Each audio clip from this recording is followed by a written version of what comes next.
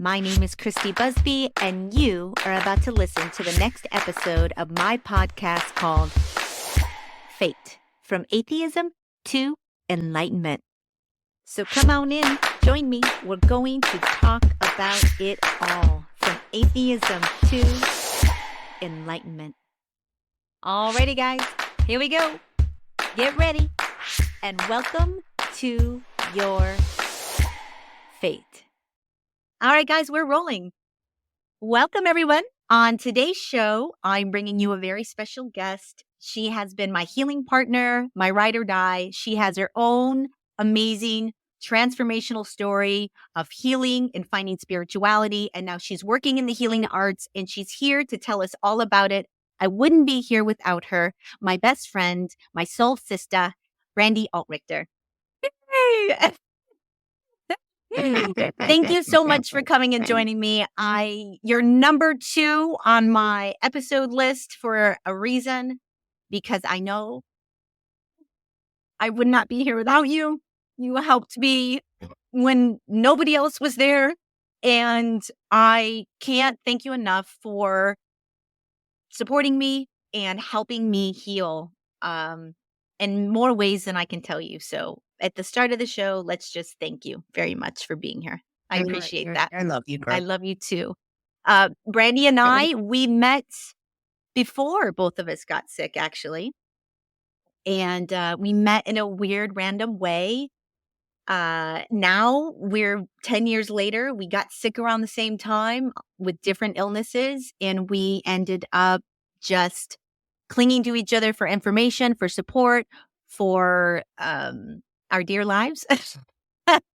And we literally, and we have come through the other side stronger, better, faster. Why don't you tell us what you were doing before you got sick and how it transformed your entire life? So do tell. Stay doing. Yeah. Okay. So,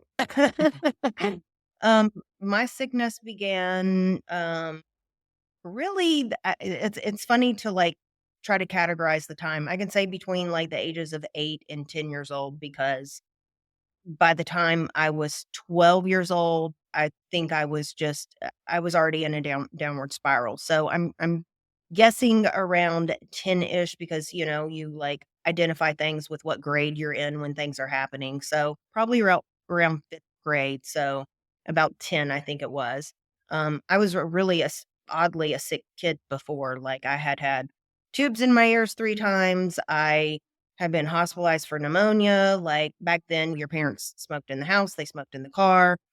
I think my immune system was kind of rather weakened anyhow from really trauma. People don't look at trauma as being the gateway for our greatness, Yeah. right? The gateway for us coming home in so many ways, and illness and trauma go hand in hand. So I grew up in Atlanta, south of Atlanta, and I grew up on a couple of acres, and I wasn't in one of those neighborhoods where you got to play with other kids. Right.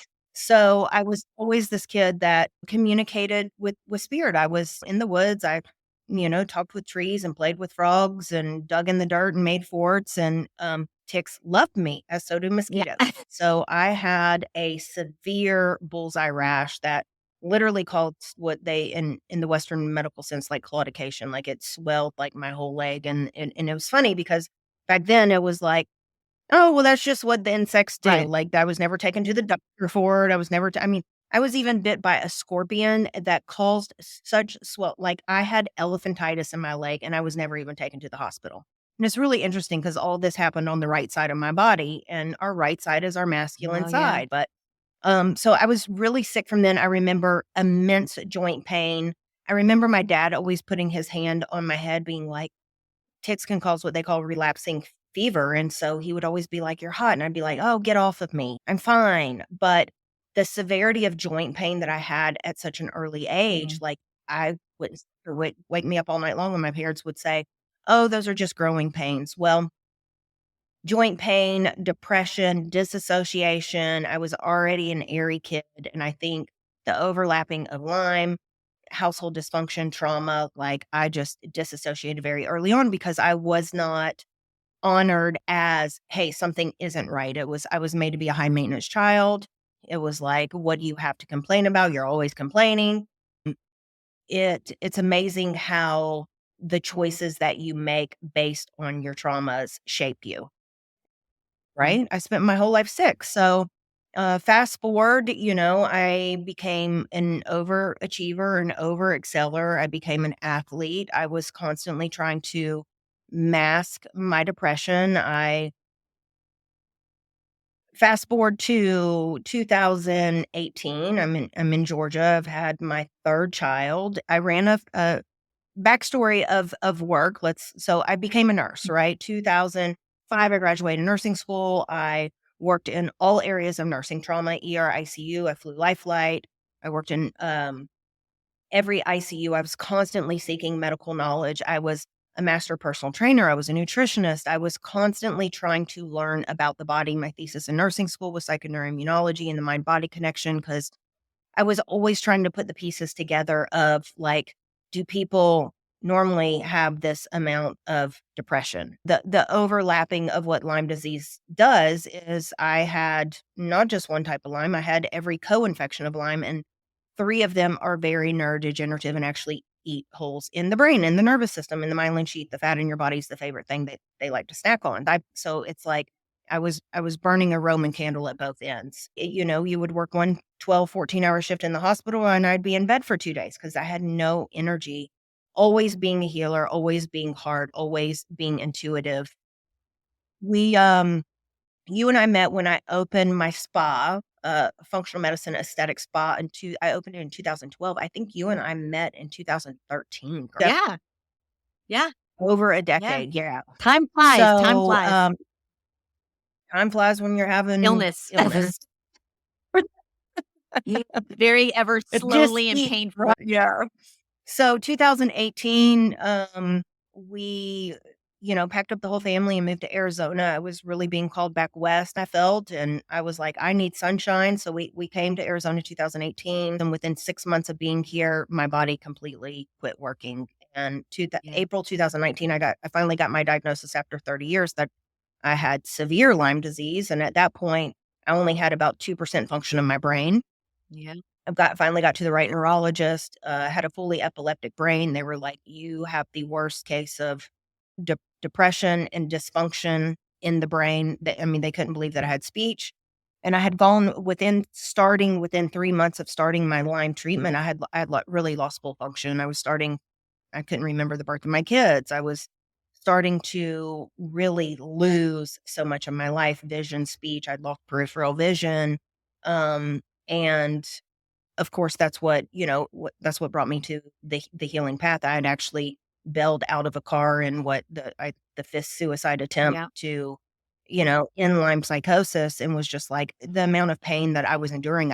It was so severe. I could not take it any longer. I would say And that from there, being that sick, it is just yeah, as hard mentally as it is physically. I would say even harder. You can't get away from it. Number one, you can't get out of your own body, and your body is sick, and you're having to swim in it.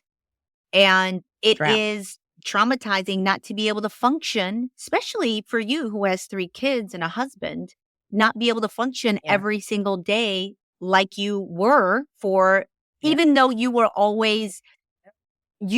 for yeah, a period of time, you were functioning. You were yeah. functioning until you weren't functioning anymore, till you hit your wall. Well, I was functioning on a lot of Yes. medication. That was Yes, the other thing yes. that I hid through pharmaceuticals, Yeah. because that's the only thing that was thrown at me, because they tried diagnosing me as bipolar. When I got to the right neurologist, they're like, You're completely unipolar. There's no bipolar wave function." It was really such severe ADHD and severe depression and lack of the connectivity and space. Mm. So, when I came here, and I was like, here I am teaching functional medicine and trying to help others heal in so many types of ways. And I felt like a complete hypocrite. So I got here and I flushed all my medicine down the toilet. And of course, when I flushed all the prescriptions, because Spirit was telling me, like, there's something going on. There's something going on. It was actually Spirit that came to me and said, "Get tested for Lyme Mm. disease. You have Lyme disease." I was like, oh, that makes total sense. That bullseye rash, and then it's like, I connected all the dots. And then when you start connecting all the dots, then it's like, you realize, oh my God, I have so much complex PTSD around this because I have denied my own body because people have denied my truth. And, you know, the life of suffering through that, never having peace, never having stillness. And of course, that's what shifted really my full-blown awakening. When you're indoctrinated into the Western medicine system, even though I had this very spiritual and holistic and understood the creation of how things were in play, I did not understand natural healing to the degree of what existed shamanically. Totally agree. And so I also think that we are programmed from very young to believe your doctor and that they know what's going on and they're going to have the answers. And it's hard to yeah, switch gears and understand that you really have a lot more power to heal yourself and with a yeah, lot better outcome to heal yourself if you really focus within yeah, and start looking at other ways to heal the body that don't involve heavy pharmaceuticals, that we yeah. should not be taking these oil-based pills every day. Well, there's no Yeah, healing. There's no there's healing in pharmaceuticals. It's exactly. great It's band-aid. masking, it's masking. They don't heal anything. They Exactly. block the function, so then you don't have to think about it. Exactly. Yeah, who wants to be on a pill for the next 30 years just to feel a little bit. Yeah. Yeah. So I think Yeah. for me, the big shift was my first experience in plant medicine or animal medicine was when I was at a dark, dark spot in my healing journey. I was feeling lost. And you said, get on a plane, come out to Phoenix, sit with me for a week. I'm going to work on you, girl. We're going to do some healing. I'm going to serve you KAMBO every day and we'll hike and we will ground and we'll do F.A.T.E and we'll meditate and just come out here. And I was like, okay, I'm coming. And I went to your house and I spent a week and every morning I would get up and you would serve me what is called KAMBO. And it is a extremely challenging ceremony. It's a intense detoxifier of the body. And by the end of that week spending with you, I started coming back to life. It was the first time where I was like, okay, maybe I'm not going to die. Maybe I'm going to persevere. Maybe I got a shot at a life. Let's see what happens. And let's talk a little bit because KAMBO was a huge influence in your life and really, I mean, you want to talk about tough, ladies and gentlemen, the things that you had to endure to get certified to be a KAMBO practitioner, a server of this medicine. It is not only really important and spiritual, but it is very difficult ceremonies to go through. It is not for the faint. So do you want to talk a little bit about KAMBO? We don't have to talk so much about the biologics of it, but maybe what it is, how you serve it, and what kind of reaction people have pre and post KAMBO ceremonies. So yeah, 2019, after I have this bell and I'm really wheelchair bound at this point, I'm introduced. Chris has like willed me into this yoga class and I'm crying and I can only say Lyme disease because it was like part of like my PTSD and my trauma response. It was like, hi, I'm Lyme disease instead of hi, I'm Brandi. It was like I needed to be validated because I had been non-validated for so Also, don't you think, like for me, when you start getting that sick and you're sick every day and it's years and years, you really do start making that a part of your identity almost. You get sucked into victimhood. It's very easy to do that. It's not, it's hard to rise above daily symptoms and it's very easy to fall into a pattern of I'm sick, I'm a sick person, you know, but anyways, go ahead. Well, it's funny in KAMBO, it's like I know the ability of our words and our spelling, and I knew to be able to heal it in my body, I had to acknowledge it. It wasn't like I had been disassociated for so long. So it's like I knew I wasn't my disease. I knew I was going to heal from my disease. I didn't know what the time frame for that was. but I knew I had to approach it as going like inward to a tunnel and acknowledgement to be able to obtain my power back from that. So I go into this yoga class. I meet this woman who says, I have your medicine. I have a shaman you need to go you to sit with. And I'm in Arizona now. And so I drove up to Sedona for the weekend and I sat with this medicine. I was exposed to this medicine. I didn't do any research on it because I didn't want to freak myself out. I'm one of those people that want to experience things for my own instead of hearing what other people are speaking of, because so many people are fear based in their experiences that I wanted to form my own opinion on it. And so I sit with the shaman for 3 days. And on the fourth day, he teaches me to self administer. And I bring this medicine home and I start working with this medicine ceremonially weekly. So I start serving myself weekly. I put my kids on the bus.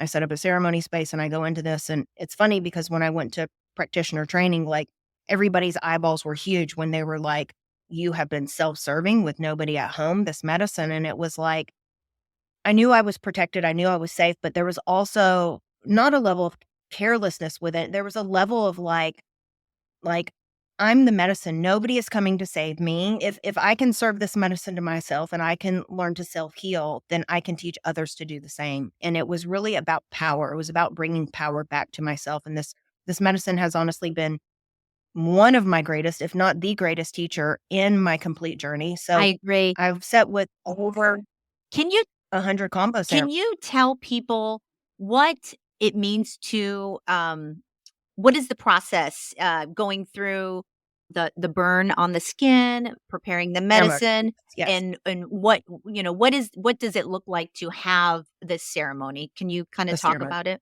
Yeah.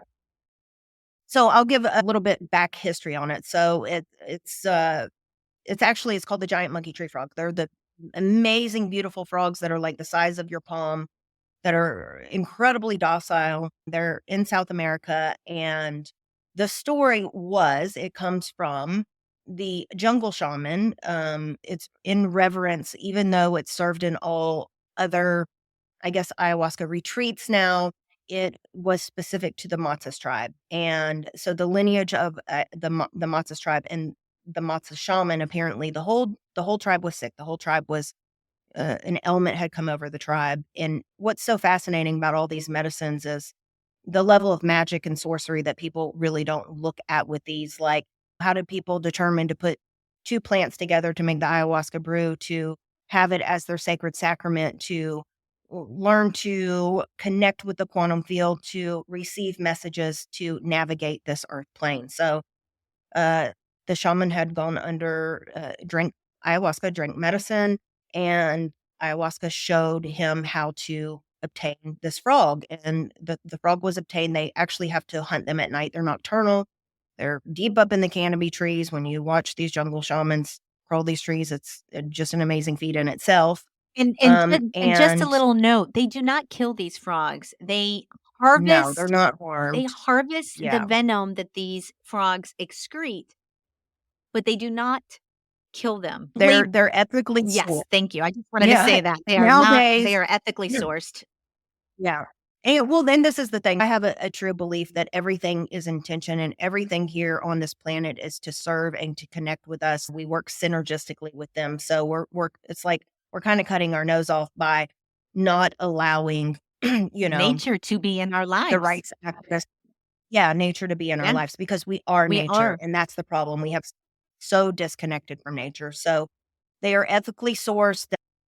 So these frogs are sourced. The secretion of the venom is pulled off the backs of the frogs. Interestingly enough, it's called the vaccine of the jungle. So in the jungle, they start administering this medicine to their children as early as 3 months old. And so it keeps the children cleansed. It keeps them in balance with nature. It keeps the biome set for outside influences in the immune system to stay intact.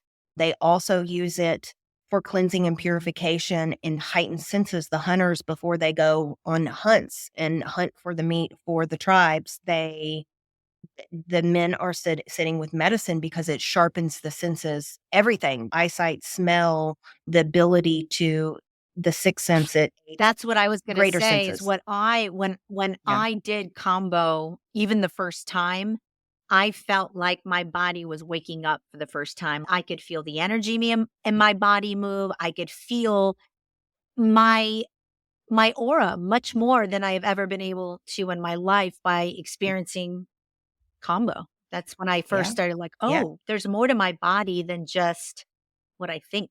Yeah. Fascinating. Yeah. So it's called the vaccine of the jungle, but it is the master detoxifier. So physiologically, you hear, oh, it has 20 bioactive peptides up to 120 active biopeptides. And peptides are basically, they are amino acids of the building blocks of everything that is within our body, everything cellular. So it is what causes the reaction of nature for the chemical cascade of everything within basically the autonomic nervous system. Every organ is basically in line with a meridian and a chakra. And that is how energy flows and connection, and how disease comes is by blockages of these energy centers in the body. So, shamanically, they say we experience disease through, really, there's 4 or 5 major rights, and one is disconnection from nature. Like, we're not meant to be living in this concrete Yep. jungle, and we're not meant to be on all the time where we're constantly in a level of productivity. So it aligns the body to nature in the way of allowing the energy to a flow where disease is Yeah. blocked. And interestingly enough, it's used for what they call panema, um, as things that aren't ours, within our energy field, within our light body, negative attachments, inner energies in these indigenous tribes. Like, we will never be able to comprehend full the capabilities that these indigenous people, these wisdom keepers, I call them the wisdom keepers, that are holding these medicines, possess. Because I'm not saying white man, but it's the capitalism and commercialism of the system is meant not for people to heal. It is meant for people to be Yep. powerless and for people to sick. It is a money wheel. Exactly. And Well, so when it when you're swimming in a system that when you're especially in America, where your healthcare system is based on a profit scenario and it's about yeah, and it's a business. It's not about making people yes, healthy. It's about re full-time customers, you know? yeah, for When is the sure. last time we cured anything and anything? Yeah, Like, yeah. this is not happening. They're making so much money off cancer Right. alone. They're like, "Bring it home, man." Right. You know? So the medicine, we say it has a bottom up approach. Psychedelics have a top down approach. So spirit, mind, body. Combo has a bottom up approach. So body, mind, spirit. So everything is to bring us into heart centered. Everything you hear of 5D, you hear of Christ consciousness. Everything is within the soul is within the heart, and the regulation of the body is not run through the ego. It is run through the Yes. heart. So combo, I joke, my analogy is it kind of puts a stick of dynamite into a barrel of fish. So it kind of blows things from inside out. It does. So the ceremony is set up. There is the top layers of the skin are burned with little vines or twigs. In a westernized approach, they're using different things. Now, some people are using incense sticks, some people are using tiny little metal rods. Indigenously, it is used with small sticks. But the top layer of the skin is open up. The epidermis is wiped off, and the white skin right below the epidermis is what basically accesses our lymphatic system. So the medicine is placed. It's when it comes here up to the US, it's placed on these sticks. It's a dried out secretion. It's mixed with a little bit of water, I would say. So the medicine is kind of balled up. It literally looks, I mean, it's kinda like little boogers. They kinda look like little boogers. Yes, I know. It sounds disgusting, but it is placed on top of the open epidermis. In the burning place, you guys typically call them gates.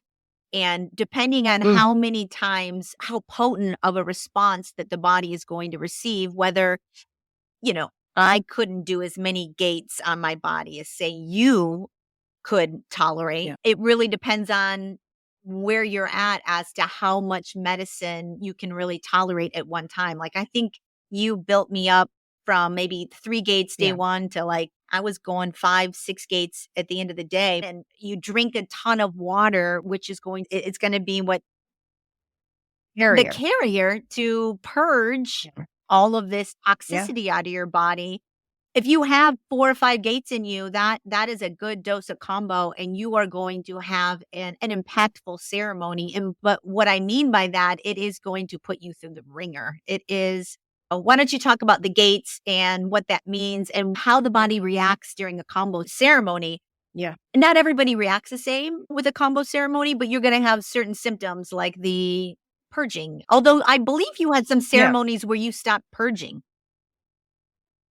Yeah, I mean, my journey has been very long with this medicine, and it's interesting. Like when I worked with the shaman who trained me, I said, "How do I know when I'm done working with this medicine?" He said, "When you hit the 0 point field." And I said, "What does that mean?" He says, "You'll know when you get there." And so I worked with this medicine for a year and a half weekly before I got to that space, and it shifted from having suffering or pain or feeling blockages, being able to witness that in the body, to like almost like full body orgasms, Mm. like sitting with bliss where the medicine is pain is the portal. Like his name was Peter Gorman. He passed. He was the one who they also call it Sapo, who brought Sapo KAMBO to the United States. And he says shamanic medicines are kind of like being the new kid on the block. If you stand there and take the beating, you're going to be initiated much faster. And so all of these shamanic medicines that we work with are really mirrors to ourselves. Mm. They are mirrors to our energy field, what you are feeling in KAMBO. KAMBO does not make you sick.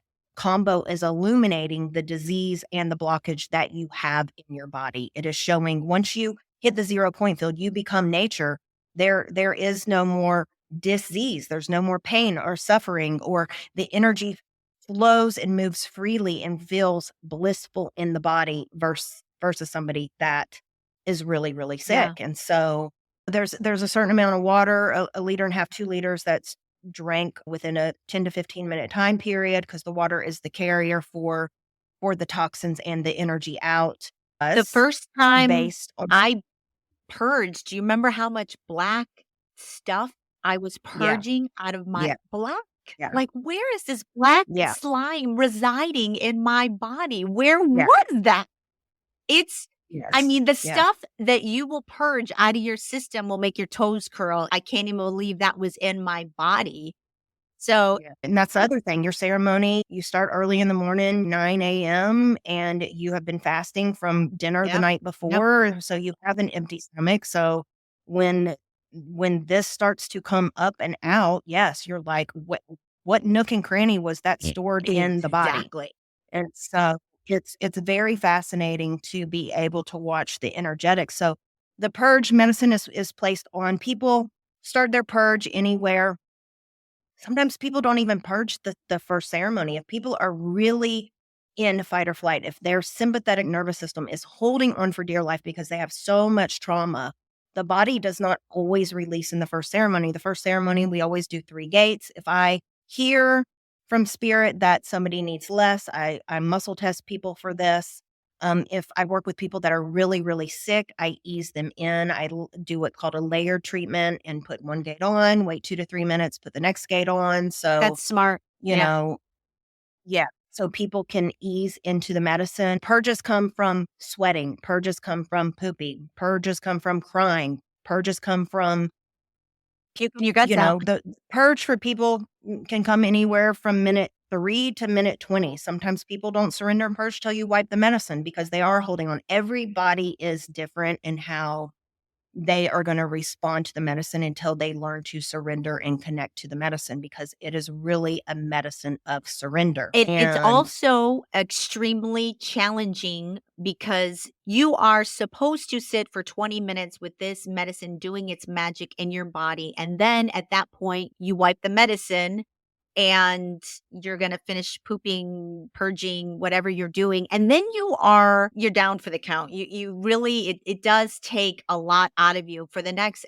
hour to hour and a half, you take a deep nap almost. You are just your body yeah, has purged so much that you really go into a state of just severe unless you're exhaustion. my husband, you Yeah, you and me were sick, Yes. so of course we need recovery, Yes. and for people with chronic illness, it can cause what they call a Herx Exactly. reaction, where it has immobilized so many toxins and bacteria, viruses, pulled everything up so deeply from within the body, and the body can it takes a couple days to kinda not feel brain Yeah. foggy, hazy, and from that as that's being cleared. Like, when you are a healthy body, my husband, like, right after his 20 minutes, like, he's ready to go for a Oh, run. Like, wow. he feels amazing. Chris is like lickety split afterwards. I feel great. It's kind of like having a natural Xanax in a way. You feel calm, you feel centered, you feel connected. You, like we said, it resets taste, sense, smell, all that.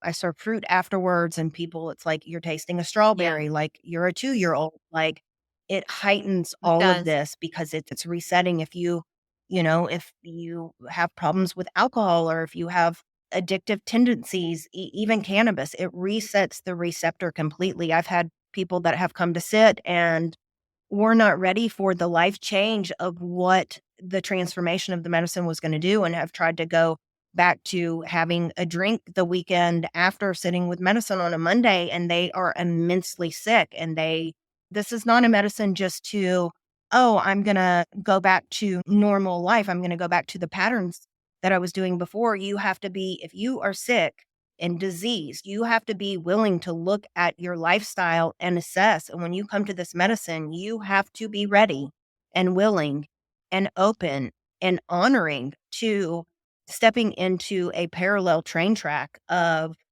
what your body was conditioned for. It's not going to be conditioned for that afterwards. I mean, we recommend 3 to 4 ceremonies within a lunar cycle, so a 28-day cycle. It's best if you can sit 3 days in a row, because it's an onion. You're peeling That's yourself. You are really You're going deeper and stripping. deeper. Yeah. And so afterwards, and it could be around energy blockages. You cannot have disease. You cannot have chronic illness, and you could feel like you're stagnant in your work or your life or something of that. And this medicine will realign and put you in balance with yourself. So then you can attract and align from the place of authenticity. I feel like plant medicine really has a way of delivering to you what you need. It will give you what you need in Yeah. that ceremony, whether it's insight, whether it's a boost in your health, whether it's removing old attachments, addictions. It's going to support you and what you need. Yes. And it helped me tremendously. That was the medicine for me that made me feel like I could possibly come back from the brink of death. So I feel like we should talk a little bit about your transformation as far as from being sick to getting into stepping on your path. Yeah. Can you explain to people what that transformation was like? You really did have an awakening through, I feel, plant medicine. But why don't you talk about your transformation from being very, very sick to stepping on your path? Yeah. Well, let me go back just on one Okay. thing. These medicines are not for everybody, and I say that very openly and non-judgmental. That um, there is other places and ways for people to heal, but it's not everybody is awakening in this lifetime. Yeah. Are meant to be here to learn a lot more lessons around that. And this is the other thing, from a ethically sourced standpoint, if everybody was to sit with this medicine, there wouldn't be enough That's medicine, true. That's true. and so it is something that we in honor and reverence, and is contraindicated. And I believe some people do not have the emotional capability to sit and work with these medicines. Not that everybody does not deserve healing. I truly believe that. But like Christy said, these are really, really challenging Okay. medicines. And it's probably 1% of the population that are actually called to work with them, because they are very Intense. difficult mirrors to look.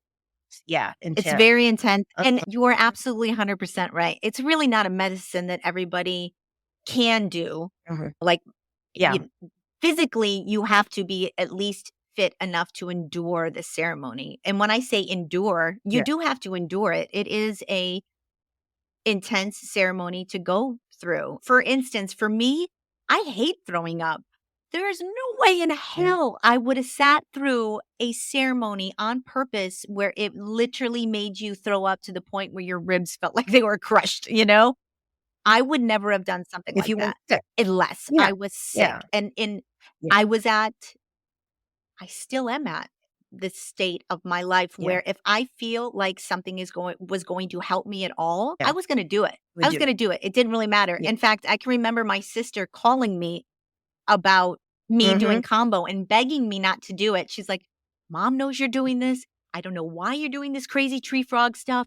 It's gonna kill you. You don't know how it's gonna affect you. What are you doing?" Yeah. I said to Yeah. her, "I'm sorry. It might help me.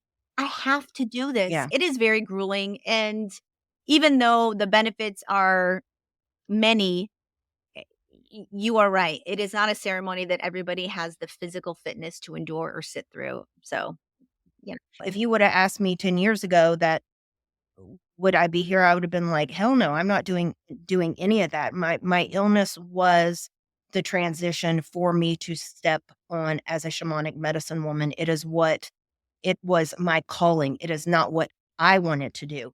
That was completely different, as we know. So the reverence of being a wisdom keeper for this medicine, not to say that the people that are called to serve it are not wisdom keepers too, but just as in everything, there is light and darkness in everything, because I'm a trauma nurse and because I'm incredibly psychic and shamanically gifted, but I'm very honored, but I'm no better in that. I just, maybe I'm a little trained in these areas to be able to screen people more appropriately, have a better ability for risk of complications because they do happen in this field. It is bringing something that is indigenous to the Western world. We are not conditioned and trained in Yes. this, and so there has to be discretion at who this medicine is served to, especially when you're dealing with long-term chronic illness, because how long has this person been sick and how greatly are the blockages and imbalances in this person's body by the time they want to sit with this medicine? They might be too far gone to be able to even Handle it. Yeah, qualify yeah, to. yeah, totally. So it's very unique. I hold it in high protection and reverence, and of course there's so much fear mongering around it too, and obscurity of medicine. But for the people that are called to work with it, who can work with it and choose to work with it, it is an incredibly transformative medicine. Yeah. So yeah, my journey. So I started working, with this medicine at the same time. I was crying every day. Tears were shooting out of my eyes. I was in so much pain. I had such a quote unquote broken brain. It really was. I'd had a history of several traumatic brain injuries and on top of the Lyme, and I couldn't work with antidepressants, but my depression was so through the roof. So of course I started working with psilocybin, and from psilocybin I started working with ayahuasca, and the overlapping of all the medicines, even though I say, I was a very awakened being in understanding these things, these medicines really brought it into like straight in front of me, front and center. People don't realize what makes black magic is knowing the truth, but choosing to look the other way. So it's like I knew these things, but I was still functioning in this realm of darkness because I refused to look at the whole picture and I refused to really look at the shadow. So as I started working with these medicines and really understanding what shadow work was and the depth of psychology Yeah. around I healing. also feel like I have not done nearly as many plant medicine journeys as you're experienced with, but it does amplify whatever gifts you have. Don't you feel like it wakes you up in a way that you can't unwake yourself once you sit in plant medicine? Yes. I mean, as a nurse, I used to see auras in the hospital. I would help people transition. I worked in hospice. Like, I had the ability, the healing hands type. I really didn't give myself the credit of that. I just always thought it was the nature of my heart and the love that I gave. But as I started to work with these medicines and other plants in general, other South American plants, not psychoactive ones, my gifts started being accentuated. Now, I know people that in combination between those 3 medicines. I've had over 250 ceremonies in the past 5 years. Do I know people that have worked with these medicines that still have no psychic abilities? Yeah, that is the case. It is not for everybody. Not everybody has the ability to turn that on for whatever reason of their chart and how the astrology of your life that you have chosen in this per se. Now you're of course all these medicines bring on, you might be empathic and now be able to understand and see and sense and feel things greater, but not everybody, not everybody has psychic abilities Absolutely. by working I these would not medicines. put myself in a psychic ability category, but I would put myself in a heightened conscious Yes, awareness, empathic. empathic Yeah. person. I feel other people's energy. I'm And more that's still a psychic aware. ability. I mean, that's still a sixth sense. I mean, people don't realize empaths, it's still, I mean, you have clairvoyance, the able to see, you have clairsentience, the ability to know, you have clairaudience. And maybe the ability, it's some of the people that work with these medicines don't want to open that part of their selves up. There might be something in the subconscious that it's like, it might be too overwhelming for them to say, hey, I don't want to have that because it's going to be too much to navigate. Right. Um, I surely felt like that when all of my senses completely came on board, and jokingly always had a sixth sense, but now I joke I have a seventh, a ninth, eighth, a ninth, a 10th, Right. 11th, sometimes a 12th sense. It's very odd and it can be very overwhelming, and you have to have very heavy spiritual hygiene and heavy boundaries around clearing and protecting self and being able to work in this realm. It is not an easy path. I'm humbled by it every day. I say I'm not to be placed on a pedestal. I'm not a guru. I'm a medicine woman who's studied the body the whole life. And now these plants has really, it's the understanding in 3D has been so great for me. This allows me to connect 3D with, 5D Yeah. in the way to be a better healer. But it's not even say like I'm the healer. I say I'm the teacher for your healing. I teach you. You are the medicine. The medicine is within you. The medicine.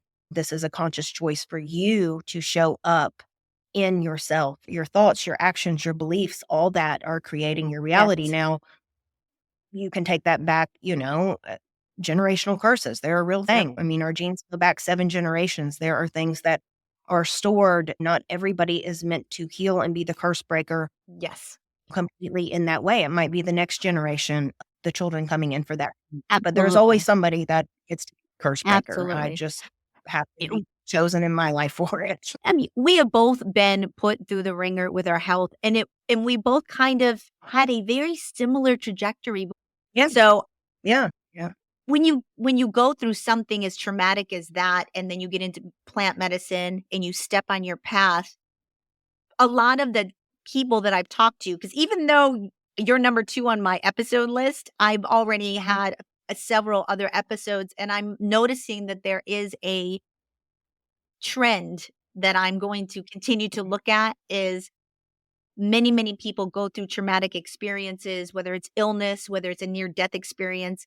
And when they end up stepping on their path, it is always you're forced. I don't want to say forced, but you end up acknowledging there's no other way around it. You are here to serve others. And almost Yeah. everybody that I've talked to that have had a spiritual awakening has left whatever career that they had and moved into a career where they're either healing people, helping people, or giving back and serving others in some way. And it's almost like you can't get around it. You are fully aware that we are all connected, that you are a reflection of your reality, your thoughts, your beliefs are recreating what you see around you. And when you go through a spiritual awakening of sorts, you just can't go back to being and living in the same way that you did. There's just a Consciously. there's Yeah. just a pull forward um to do other things. Speaking of other things, what are you doing now? Yeah, definitely. So my shift into healing took me into a journey of isolation for 2019, 20, 21, 22, 23. I just now launched my healing business January of 24, even though I have been, I say, working sick and being of service. It's funny, my astrology chart, I'm the wounded healer all the way. So my healing has taken place in helping others heal. We heal consciously together. But I'm officially launched Ottman Healing Service, ATMAN, Ottman Healing Services. I'm here north of Phoenix, a little north of Scottsdale in Cave Creek, Arizona, and I have built a holistic healing center out of my house. So not only do I serve KAMBO, I really tie and integrate functional medicine and have built kind of like a detox center out of my house where I offer hyperbaric chamber services, pulsed electromagnetic field services, Rife services. I have a 50 plant 40 plus Peruvian plants here, 50 plant apothecary at my house. I make custom herbal formulas for people. I do shamanic body work. I'm a medical intuitive and work on people's bodies and can help clear densities too, even outside of ceremonies on people. I do a little cupping, a little myofascial work. I have a far infrared sauna. I have a cold plunge here. And I'm offering a 3-day detox and reset retreats where you come and you're kind of in an immersion. For me, it's 3 days of KAMBO, 3 days of all functional medicine modalities, and you are really kind of peeling everything back, and we're kind of putting everything back in. But I do psychedelic integration coaching. There's some other fun creative things that will be coming down the tunnel, hopefully, with plant medicine ceremonies out of the country. And yeah, this is just going to be the year of paying the knowledge forward and extending that out and helping empower people. I am very well versed in somatic experiencing and trauma. Well, I've experienced all my own traumas, trauma informed, but I teach, I say, from an aspect of mind, body, and spirit, where the Trinity, how the mind and how the ego work within the body, how to connect to higher self and spiritual counseling per se around people's awakening or people that are seeking something higher, which is within you and yourself, and kind of how to make sense of all that and how that ties into our disease, our chronic illness, and to how to heal. So I'm kind of a dictionary, and You are you know, a wealth of information because you do have both pieces. You have the traditional yeah, medicine background that I would never say that Western medicine is all bad. It's not all bad. no, Not everything no, is all I bad in mean, that's Western great. medicine. It has a purpose, Yes, it has a sure. function. You have that Yeah, component, and yeah, you also have the component of being this mystical medicine woman with intuitive gifts. I would yeah, highly recommend going. I mean, even the 3-day detox. When I came to yeah, you and you worked on me for a week, I came out the other side a different person. I came out the other side. I felt like I could manage my life better, and I wasn't free and clear, but it was the first step where I felt like I could heal myself. That there were other you got your things, power. yes, that I felt way Yeah, less of a victim. I felt way more empowered, that if I kept moving in this path of alternative healing, plant medicine, and looking within, that I was gonna get there. So it gave me so much yeah, hope that I was gonna be able to get to the other yeah, side. And we both ironically started coming out of the worst of our processes around the same time. I feel like we were meant very much to go through this together, that I was meant to have somebody in the fight with me. I'm getting, like, upset even just, like, talking about it, but it is I still probably have PTSD from being as sick as I was for as long as I was. I'm still getting over the emotional concept of having to live like that for that long and suffering in silence. You were one of the only people in the world, like you and my mom, were really yeah, that knew exactly what was going on with me, knew how sick I was. I was not somebody that was stepping out into the world and telling everybody how I felt day to day, and you were one of the people that absolutely I would not be here without you, Brandi. There's just no way. I So, love I you. love you so much. I really do. You are an amazing healer, and Yeah, everybody needs a healing partner in life, and I highly recommend it's Brandi Altrichter. And if you are yeah, having any thank kind of you. severe health issues, I'm telling you, go to Phoenix. she will get you to the other side of it. I'm not saying she's going to cure you overnight, but you are going to leave there feeling very much better than you did before you arrived. You are going to feel better emotionally, spiritually, energetically. Yeah. Yeah. We're going to see Brandi again many times because we didn't talk about our ayahuasca journeys together. We haven't talked about the nature of our reality. For me, all this spirituality is very new. I was never into energy, healing, spirituality. I was an atheist. I was like, hey folks, you just live and you die. Suck it up. Like that's it. And being sick really opened up my mind and opened up a lot of things in life. And I believe I got sick for a reason. And I believe that my best years are ahead of me and not behind me. I got a lot of life to live left, and I'm going to continue to learn more about spirituality and our reality. And I'm living consciously, and I am doing the best I can. And I want to thank you for coming on the show and spending the time. I will leave in the show notes of how to get on Brandi's website and all of the information if you want to reach out to her. Talk to her about healing. She is a wealth of information. Believe me, she's been through the ringer like me, and she knows what she's doing. On that note, ladies and gentlemen, Brandi, I will see you again on another episode of F.A.T.E. Right. You're not going anywhere. I want to bring Chris on too, because even your husband in his own right has his own transformational journey of spiritually awakening alongside of you. He was instrumental, I think, also in your healing. He transformed with you. 100. I mean, 100. I would love to have you and Chris on. And from the time I met Chris a decade ago till now, you wouldn't even recognize him as the same person. His energy, everything about him has shifted. And you have really transformed your lives together as partners. And I'd love to be able to talk about that on the show because don't get me wrong, your transformation is amazing and beautiful, but Chris's transformation is kind of epic in a way. Like he's really done a lot of work. He really, really has. He's done the work, and you guys have both are just amazing people. I'm very lucky to have you in my life. I love you more than anything. And I love you. I'm so grateful for you. Thank you for having me on. Of course, you will be back on the show. We have much more to discuss. On that, guys, I'm going to go ahead and wrap it up there. Please join me on the next episode and journey well, everybody. Alrighty, guys, that is a wrap on episode 2 of F.A.T.E. from Atheism to Enlightenment. I hope you enjoyed the show. I will put Brandi's information in the show notes, and I highly encourage you to reach out to her if you are in need of any type of healing. She helped me tremendously, and if you need her, absolutely reach out. She can help you. I promise you that.